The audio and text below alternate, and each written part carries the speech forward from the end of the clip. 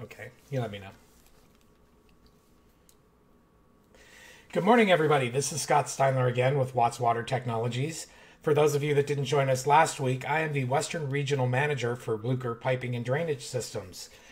So that's me. We can be reached at blucherpipe.com. And again, my name is Scott Steinler, Western Regional Manager.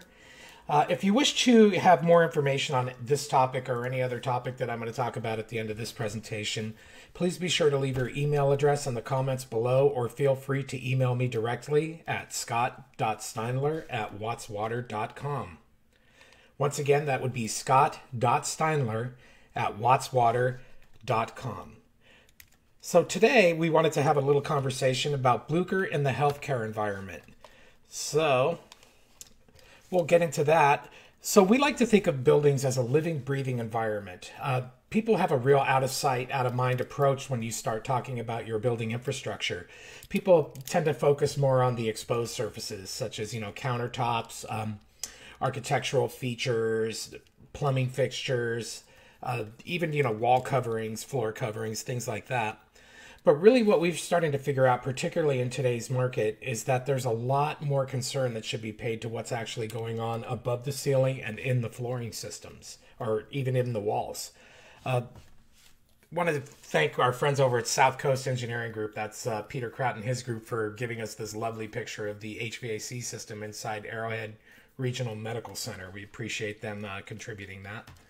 Thought I'd give you guys a few props while I'm doing this.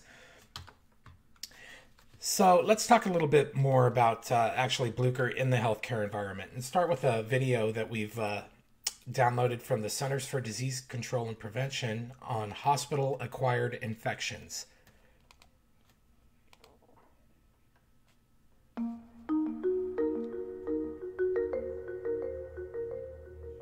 On any given day, about 1 in 25 hospital patients have an infection caused by their medical care. Almost half of these patients are 65 or older. There are 5 places where patients are most likely to get infections: in the bloodstream, the urinary tract, the gut, and the 2 most common places are the site of surgery and the lungs.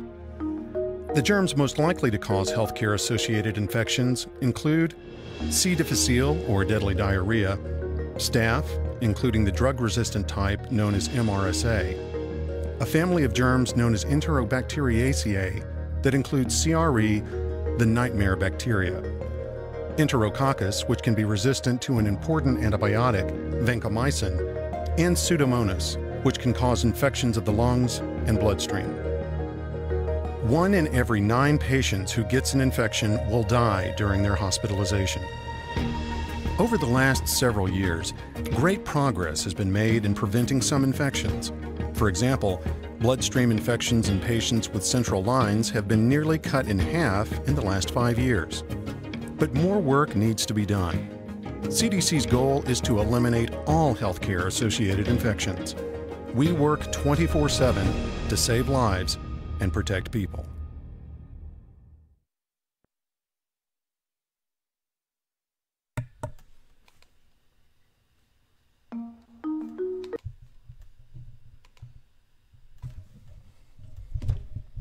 Thank you. Hope you enjoyed that video. It's full of absolutely incredible information. So one of the things we've been doing is trying to kind of find a use of our time. So if you've been like me, and of course you are if you live anywhere in civilized America, you've been on the quarantine. So we've been stuck at home, and it's given us a lot of time to start digging in and doing a little bit of research. One of the things that I've always asked myself, particularly when I came to work for Blucher, is why do we use stainless steel? What's the advantages of one piping system over another? And is it actually worth the price? Well, again, doing research, I originally started out with like the food and beverage market, and now started getting into a little bit more focus on the healthcare industry. And the numbers are absolutely astonishing. So all the latest figures we found is that in 2015, $1.09 billion was allocated just towards the settlement, legal fees, and direct costs associated with healthcare-acquired infections. Now, this can include anything from Legionella to enterobacteria or surgical site infection, anything along those lines. If you take that number and you put today's inflation rate, that number actually turns out to be closer to $160 billion. And the thing, we talk about billions of dollars, and it's very hard for the human mind to actually comprehend exactly how much money we're talking about here. So in order to kind of wrap my own head around it, what I figured is I took the average length of a dollar bill, or the length of a dollar bill, laid end to end, and calculated that it would wrap around the equator of the Earth 652 times in order to come up with $160 billion. So it is just an absolutely astonishing number.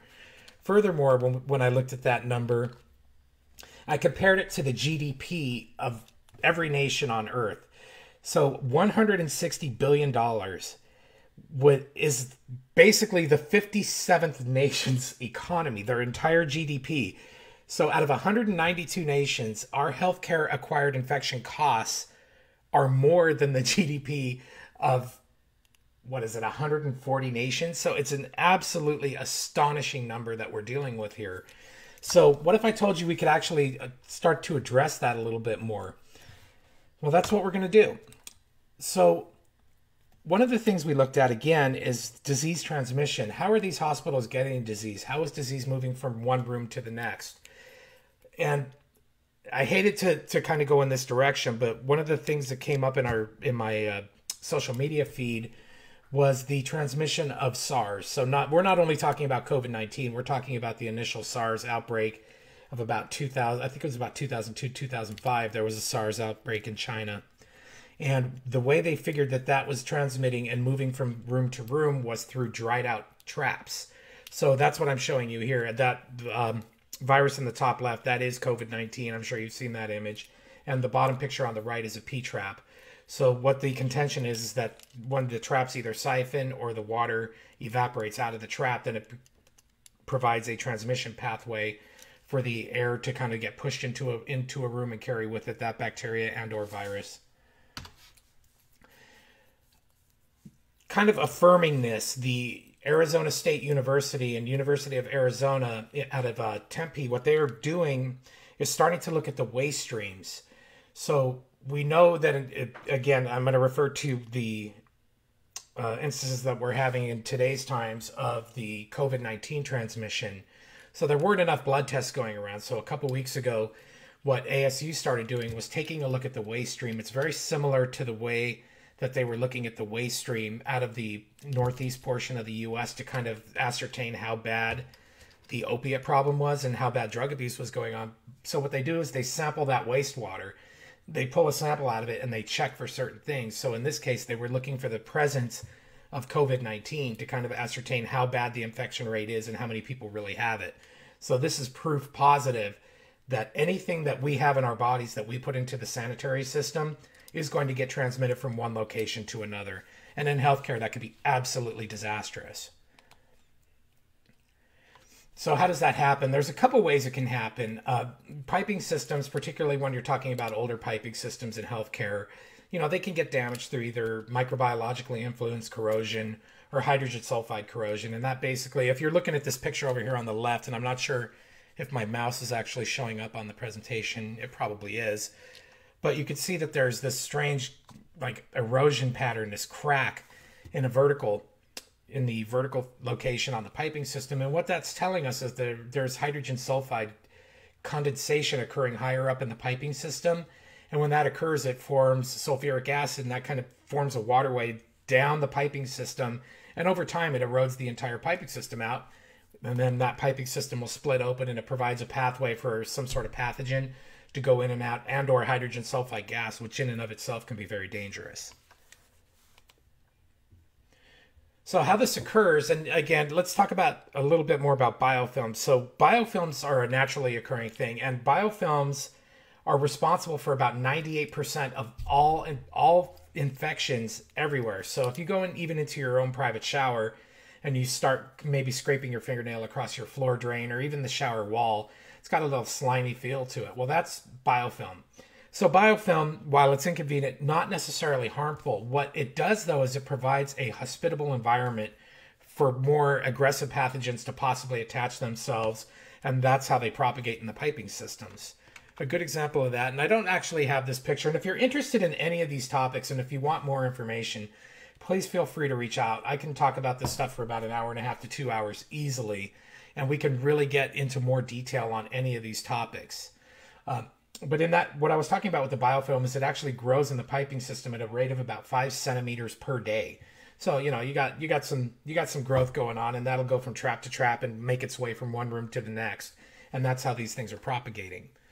So if we were talking about Blucher stainless steel, particularly in the healthcare environment, what are the advantages of it? And we're looking for a material that helps to mitigate bacterial and virus propagation, reducing your risk of hospital-acquired infections. Obviously, stainless steel has always been the preferred material for kitchens, resistant to grease and the breakdown of organic matter. Laboratories, we can handle a lot of different chemicals. We talked about sanitary waste systems, vacuum systems. A little segue on the vacuum systems. My coworker Sam Bolt on the 13th of May, he's going to be giving us a little discussion about Blucher piping in the marine environment. And if you've ever been on a cruise ship or a large naval vessel, those are all vacuum systems. So that's Blucher's used in that as well. So we know that we want to put these where longevity and corrosion resistance are very important to you. And it can be used in plenum areas. We don't have to pass E84 or UL 723 because the material itself is non-combustible in nature. We also have dual containment piping configurations for you. The pipe itself is very, very quiet, so it has some really good acoustical properties to it. We use a push-fit jointing system. Everything's acid pickled in the factory, so you don't have these corrosion points or weld spots where you can have breakdown of the piping material. We do offer a lot of customized solutions to meet your particular needs. When you look at the install cost of a Blucher 3/16 stainless steel system, we find that we're really cost competitive with the more traditional, even cast iron or plastics. We do get some real strong advantages to using Blucher in that environment. We do provide superior protection and return on investment. I have a slide in my full presentation. I'd love to give that to you, but I quoted a very wise man who once said that Blucher is a perfect material for any position or any application where the owner has a vested interest in maintaining a problem-free facility. And I quoted a very wise man, and of course that would be me.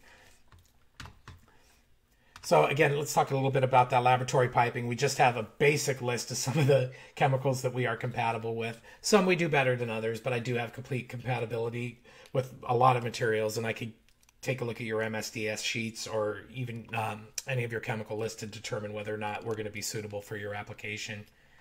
Talking about integration, if you do any healthcare design, you're familiar with the NIH design policy and guideline pamphlet or booklet. It's about yay thick. I'd love to print it. If you have an office that's open, let me know. I'd like to come print something.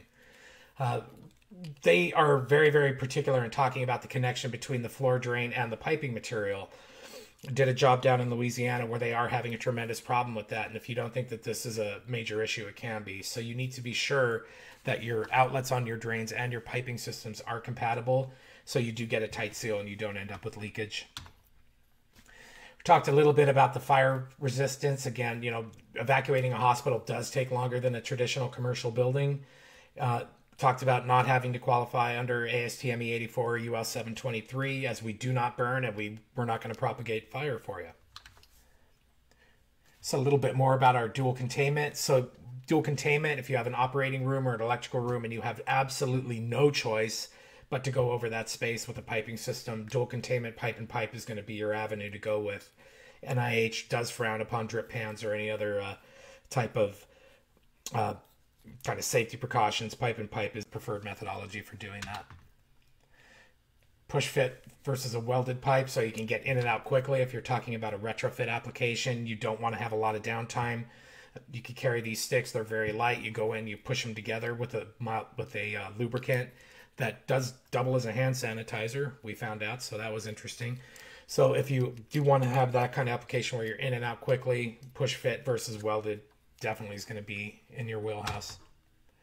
Talked a little bit about the acid pickling and passivation. We submerge everything in a hydrofluoric and nitric acid solution, so all the weld seams are cleaned up. Makes for a very long-lasting system for you. So, with that, again, I would like to thank everybody for joining me again. Okay, apparently we do have a question coming in through Microsoft Teams. So I'm going to listen for a second and get that question. What do we got?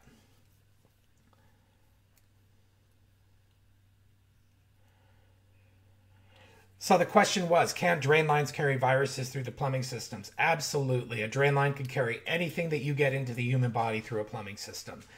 So it internally has to come out somewhere. It does end up in the drainage system, and it does propagate. The key is keeping it in that system and not giving it an environment that it can continue to propagate and spread. Okay, well, apparently there's no other questions. I would like to thank everybody again for joining me. And as a reminder, if you'd like any other information on this, or if you'd like us to do some sort of webinar for you, we do offer CEUs. I have a non-branded version of this for you if you're with one of the ASPE groups or engineering groups and you're looking to obtain those continuing education units. We would ask that you could either email me directly or you could send a private message over to Watts Water Technologies through the link on the Facebook page. Please enter your email and we'll get back to you. And as a reminder, May 13th next week, Sam Bolt is going to give us a discussion on the marine environment and Blucher piping systems. It's going to be a great topic, very interesting, and Sam is an incredible presenter, so I'd encourage you to join us then. So if that's it, I'd like to thank everybody for joining me again, and I look forward to seeing you when everything's lifted. Take care.